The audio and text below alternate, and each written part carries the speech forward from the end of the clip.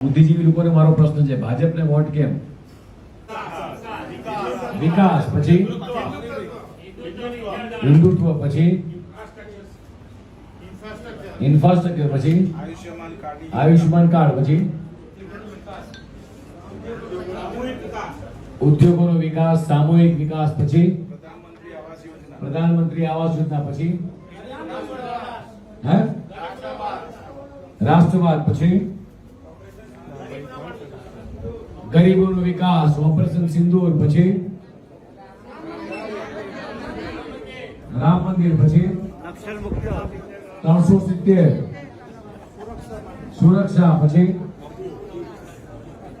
સૌનો સાથ સૌનો વિકાસ, પછી છેવાડાના માનવીની ચિંતા, પછી મહિલા અનામત, પછી જન સમર્થન, પછી પાર્ટી પરનો વિશ્વાસ, મિશન 2017, પછી એકતા, પછી નલ સે જલ, પછી 370, પછી 33% મહિલા અનામત, પછી ખેડૂતોની સહાય, પછી સહાય, પછી સંવેદનશીલતા, પછી થાકી ગયા યુસીસી વિશ્વ કક્ષાએ ભારતને લઈ જવા.